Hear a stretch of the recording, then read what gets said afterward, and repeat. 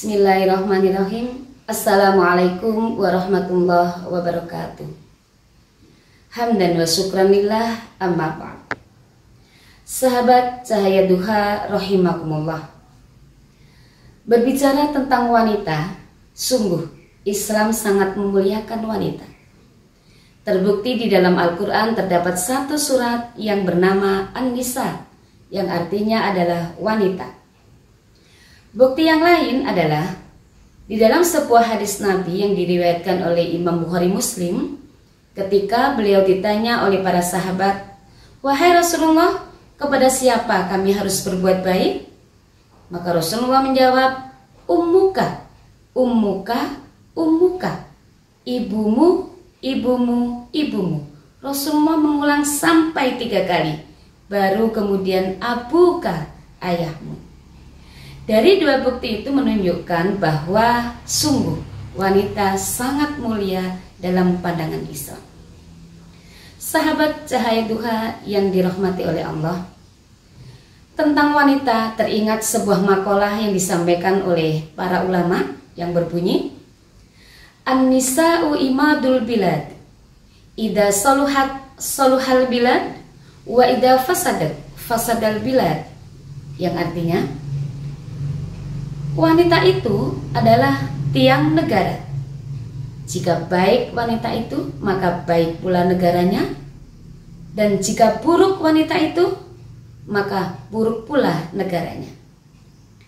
Sahabat Cahaya Duha yang dimuliakan oleh Allah, makalah ini mengandung arti bahwa kebaikan suatu negara tergantung pada baik tidaknya peran wanitanya. Nah, sebuah negara, miniatur yang terkecil dari sebuah negara adalah keluarga. Dari beberapa keluarga-keluarga kecil, maka akan terbentuk suatu negara. Nah, peran wanita di dalam keluarga sangat besar sekali. Kalau boleh saya katakan ada 3 peran wanita di dalam keluarga. Peran yang pertama, wanita sebagai ibu.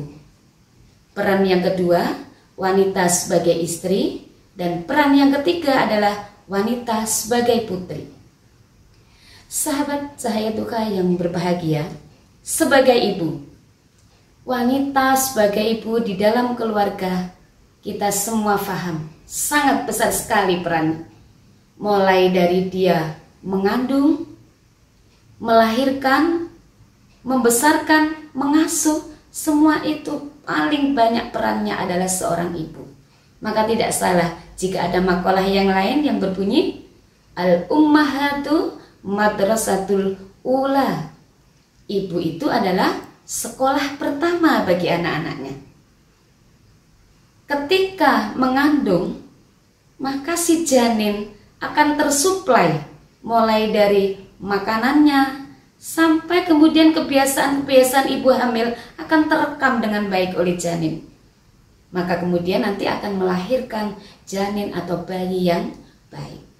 Begitu melahirkan, membesarkan, juga demikian perlu pendampingan dan pengasuhan dari ibu yang baik. Maka oleh karena itu, ibu di sini dituntut untuk menjadi ibu yang pinter, yang pandai, yang punya wawasan luas, sehingga apa? Bisa mendidik putra-putrinya menjadi putra-putri yang solih solihah. Layaknya tokoh kita Siti Khadijah. Ya, Siti Khadijah adalah tokoh seorang ibu. Dari rahimnya lahir putri Siti Fatimah.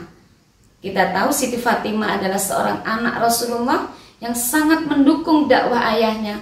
Bahkan ketika ayahnya dicerca, dihina, disakiti oleh orang kafir Quraisy, anaknya lah yang menjadi benteng pertama di depan ayahnya untuk melindungi.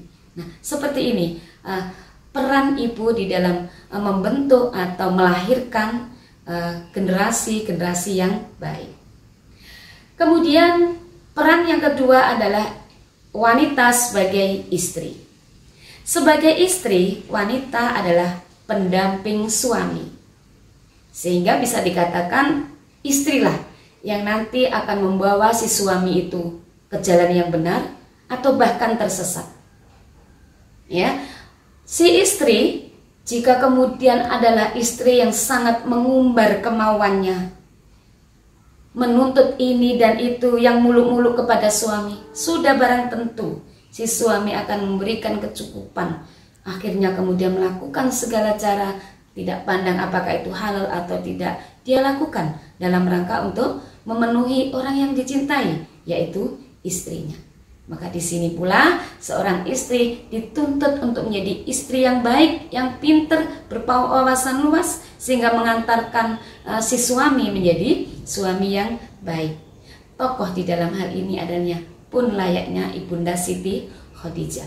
Beliau adalah istri yang mendampingi Rasulullah, menguatkan Rasulullah di masa awal dakwahnya, memberikan motivasi sehingga Rasulullah memiliki rasa percaya diri, memiliki rasa semangat untuk melakukan dakwahnya sebagai Nabi dan Rasul pilihan Allah. Peran yang ketiga adalah wanita sebagai putri. Nah, sebagai putri tentunya seorang anak ya adalah merupakan cermin dari orang tuanya ketika anak itu berada di masyarakat. Sehingga kalau anak itu baik, maka itu akan mencerminkan orang tuanya juga baik. Nah, di sini seorang anak juga dituntut untuk menjadi anak yang solih dan solihah. Apalagi seorang putri harus bisa menjaga dirinya, menjaga kehormatannya, sehingga nanti akan menjadi cermin orang tuanya. Nah, dari ketiga peran wanita inilah, ketika dia berperan dengan baik di dalam keluarganya, maka keluarga itu akan menjadi keluarga yang baik.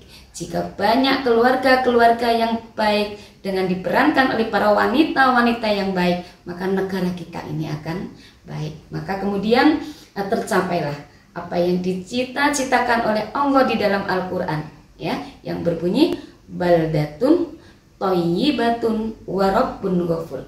Sebuah negara yang baik, yang penuh dengan ampunan Allah. Karena di dalamnya adalah terdiri dari umat-umat atau wanita-wanita juga, wabil khusus di sini pembahasannya adalah mereka orang-orang yang baik, yang berakidah baik, berakhlak baik, beribadahnya juga baik. Nah, sahabat cahaya duha rahimakumullah, mudah-mudahan kita semua ini digolongkan oleh Allah sebagai hamba Allah yang solih dan solihah.